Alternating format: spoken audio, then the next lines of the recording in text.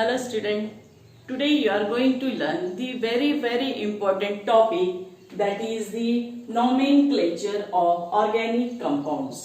तो अब तक के हमने देखा कि क्लासिफिकेशन कैसा होता है ऑर्गेनिक कंपाउंड का। उसके दो क्राइटेरिया होते हैं बेस्ड ऑन उसके स्ट्रक्चर, उसका स्केलेटन कार्बन का कैसा है, चेन है, ब्रांच है, इस तरह, और दूसरा उसके फंक्शनल ग्रुप, यानी वो कंपाउंड को जिससे प्रॉपर्टी होती है वो ग्रुप से उसका होमोलोगस सीरीज डिफरेंट जिसे कहते हैं वो तैयार होते हैं, और उसके बेस्ट हमने क्लासिफिकेशन किया। अब हमने जो पहले पढ़ा है वो धीरे धीरे आपको अभी सब क्लियर होते जाएगा। जितना हम आगे जाएंगे तो उतना ही पुरानी वाली कंसेप्ट ज्यादा क्लियर होती जाएगी। तो आज हम क्या देखने जा रहे हैं, नोमेनक्लेचर। नोमेनक्लेचर यानी क्या होता है, नाम। जैसे कि इंसान में होता है, कोई भी बच्चा पैदा होता है तो उसका नाम रखा जाता है ना।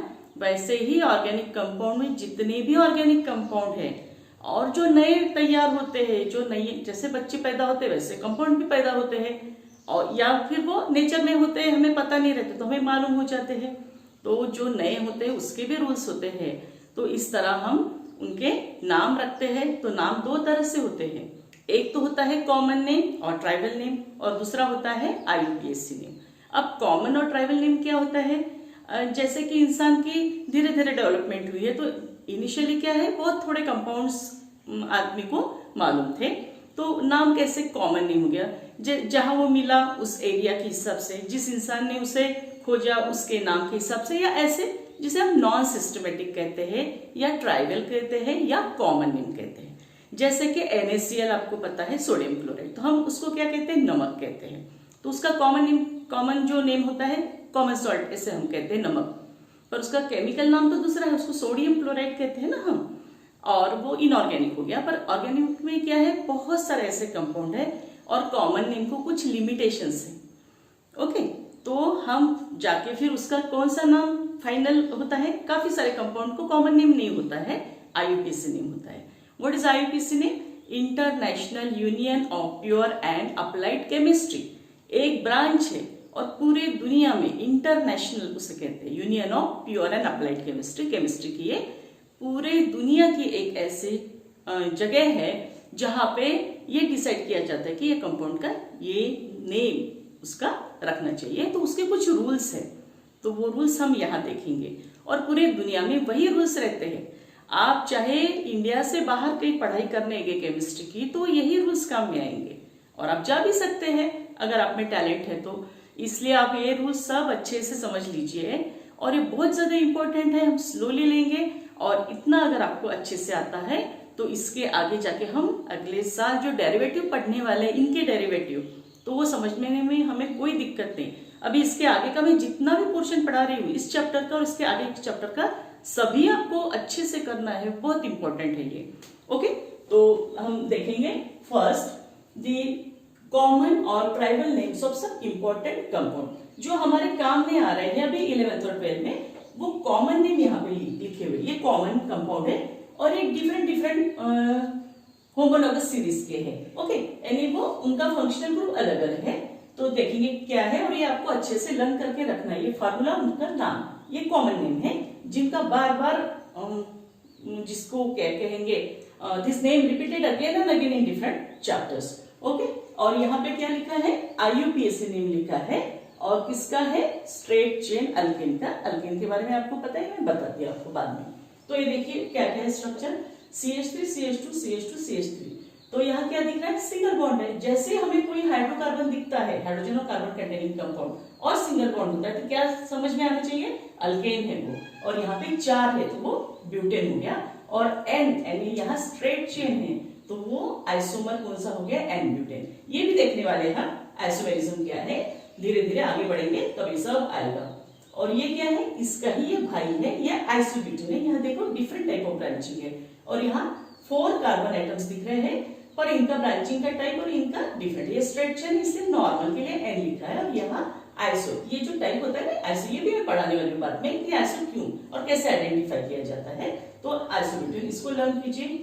देन एनिलीन, एनिलीन को ऐसे भी लिखते हैं या ऐसे भी लिखते हैं, जैसे यहाँ देखिए ये क्या है, C6H5। ओके, तो यहाँ पे ये C6H5 जो दिख रहा है, ये जो रिंग है ये क्या है, हर कॉर्नर में कार्बन है, तो 6 कार्बन है, 6 कॉर्नर है, और ये हाइड्रोजन 5, और यहाँ का जो हाइड्रोजन है वो निकल गया और उसके जगह कौन सा फंक्शनल ग्रुप आ गया, NH2। हमने देखा है NH2 का नाम हमें क्या है मालूम है, ये प्राइमरी अमाइनो ग्रुप है, तो इसे क्या कहते हैं, बेंजीन के साथ ये aniline.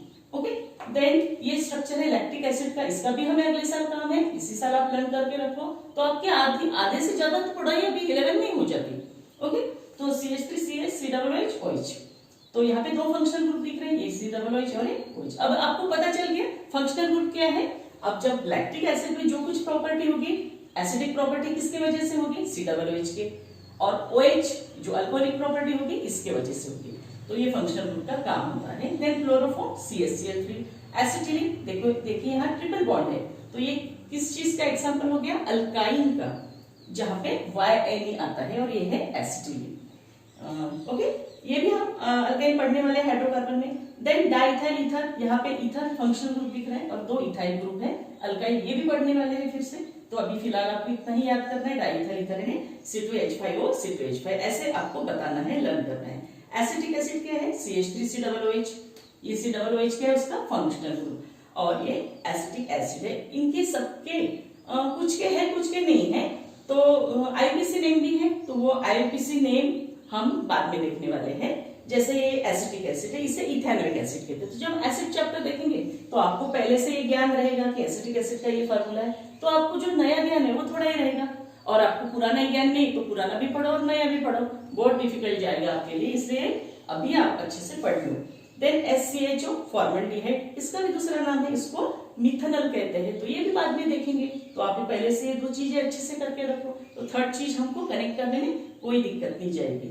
SCHO formaldehyde, then CH3CH COOH NH2, देखिए यहाँ पे दो फंक्शनल ग्रुप है, इसे ग्लाइसिन कहते हैं, और ये है ग्लिसरॉल। ये देखिए यहाँ पे 3 अल्कोहल अटैच है, और ये सभी इसमें आपने देखा होगा कि कार्बन की वैलेंसी 4 है, हाइड्रोजन की 1 है, ये चीजें यहाँ पे ऑक्सीजन की 2 है। तो ये कभी यहाँ पे जो रूल है वो ब्रेक नहीं होगा, हमेशा याद रखना रूल के हिसाब से ही चलना है। यहाँ पे भी हमको वही ध्यान में रखना है। तो ये क्या है, IUPAC name of structure alkane. तो आपने अल्केन के बारे में 10th तक के पढ़ा है, तो जनरल फार्मूला क्या है अल्केन का, CnH2n+2। बस आपको ये ध्यान में रखना है यहाँ पे CnH2n+2। अभी मैंने कुछ भी बीच में पूछ लिया ऐसे, जैसे कि हेक्सेन का पूछ लिया, तो बच्चे थोड़े गड़बड़ा जाते हैं, क्योंकि उनको पढ़ाई कैसे करना ये पता नहीं रहता है ना। देखिए हर चीज के रूल्स होते हैं, अगर हम वो बराबर रूल्स फॉलो करते जाते हैं तो हम बराबर मुकाम पे पहुंचते हैं, है ना। रास्ते पे हम चलते हैं तो रूल्स ध्यान में रखते हैं कि नहीं, और अगर रूल्स ध्यान में नहीं रखेंगे तो हमारा एक्सीडेंट हो जाएगा। वैसे ही यहाँ पे है, या बराबर रूल्स ध्यान में रखो, तो आपको कोई भी क्वेश्चन पूछो कैसे भी घुमा फिरा के, अगर आपको समझा है तो आप उसका आंसर अपने मन से ठीक से लिख पाते हो। थोड़ी राइटिंग स्किल आपको डेवलप करनी पड़ेगी, और वो आ जाती है अपने आप अगर आप पढ़ाई करते रहोगे तो इसका क्या है जनरल फार्मूला, CnH2n+2, यानी क्या है, जितने कार्बन है Cn, हाइड्रोजन कितने हो रहे, डबल हो रहे उसके, और उसमें कितने मिला रहे, 2 मिला रहे। यानी कि अगर यहाँ का कोई भी एग्जाम्पल लेते हैं, और हमें इतना ही मालूम रहना चाहिए कि 2 कार्बन रहते हैं तो उसे इथेन कहते हैं, 3 रहते हैं तो उसे प्रोपेन कहते हैं, 4 रहते हैं तो ब्यूटेन, 5 है तो पेंटेन, 6 है तो हेक्सेन, 7 है तो हेप्टेन, 8 है तो ऑक्टेन, 9 है तो नोनेन, और 10 है तो डिकेन। यहाँ पे मैंने सिर्फ 10 लिख के दिए हैं, और आपको हमेशा आप याद रखना बच्चों कि मैं तो पढ़ा रही हूँ आपको ये इजी करने के लिए, क्योंकि आप पहली बार पढ़ रहे हो, और आपको अच्छे से समझने के लिए मैं ये इसको अच्छे से शॉर्ट करके और सिंप्लीफाई करके आपको बता रही हूँ। पर बुक्स की पढ़ाई कभी भी नहीं छोड़ना, बुक्स को अपना फ्रेंड मानना, है ना। डॉक्टर बाबा साहेब अम्बेडकर कहते हैं ना, books are the best friend, और वो कभी भी अपने को धोखा नहीं देते। इंसान धोखा दे सकता है पर बुक कभी धोखा नहीं देता। इसलिए आपको मैं हमेशा बुक आप रेफर करनी चाहिए, बुक आप पढ़नी चाहिए, ऐसे ही मेरा टीचिंग रहेगा। तो यहाँ पे मैंने 10 एग्जाम्पल लिख के दिए हैं, अगर ये 10 आपको समझ में आए होंगे तो बाकी के नीचे की जो 10 है वो अपने आप आपको समझेंगे। सिर्फ आपको क्या करना है, नंबर ऑफ कार्बन एटम और उसके साथ ये नेम, इतना ही आपको ध्यान में रखना है। तो आपके बुक में जो बाकी बचे हुए 10 है वो आपको नोट करके रखना है। This is homework for you. Okay, अब आप समझ लीजिए ये क्या है। जैसे मीथेन यहाँ पे लिखा हमने, उसका कंडेंस फार्मूला है ना, प्रीवियस नॉलेज आ गया यहाँ, यानी जिनको कंडेंस फार्मूला नहीं समझा तो अभी ज्यादा अच्छे से समझ जाएगा। अब यहाँ पे C2H6 है, तो इथेन के लिए क्या हो जाएगा CH3CH3, ओके। C3H8 के लिए क्या हो जाएगा CH3CH2 CH3 से प्रोपेन कहते हैं। ऐसे भी कोई भी पूछा, मैंने जैसे ऑक्टेन पूछा तो आपको क्या मालूम चाहिए, ऑक्टेन यानी कार्बन में कितने होते हैं, कार्बन 8 होते हैं, तो आप कैसे करोगे, 8 यानी 8 के डबल यानी कितने हो जाएंगे 16, उसके अंदर कितना मिलाना है 2, तो 16 + 2 कितना हो जाता है 18, तो ये क्या हो गया 6H18। बच्चे बहुत रट्टा मारते बैठते हैं, ऐसे नहीं करना, कभी भी दिमाग लगा के पढ़ाई करना और रूल्स के हिसाब से पढ़ाई करना, आपको वो मुकाम जरूर हासिल होता है ना। अपने ऊपर भरोसा रखो, जो आदमी खुद का भरोसा खो देता है वो कभी भी सक्सेस नहीं होता बच्चों, ये आप हमेशा ध्यान में रखना। और आपका खुद पे भरोसा तभी आएगा जब आप पढ़ाई करोगे, बुक्स को फ्रेंड्स बनोगे, ओके। तो यहाँ पे सब मैंने लिख दिया है। अब देखो कुछ बच्चे क्या करते हैं, जैसे कंडेंस फार्मूला पूछा तो ये कैसे गिनते बैठते हैं, ये हाइड्रोजन 3 और ये फिर ऐसे, कोई गिनने की जरूरत नहीं है। ये कैसे लिखा जाता है कंडेंस फार्मूला, आपको क्या क्या मालूम चाहिए, जैसे कोई एल्केन का कंडेंस फार्मूला लिखना है यानी वो सिंगल बॉन्ड है, ओके। जो आखिरी होते हैं, आखिरी वाले क्या होते हैं, जो मैंने पहले पढ़ाया है आपको, जिनको जिनको आज का नहीं समझ रहा वो पहले वाले वीडियो देख लो।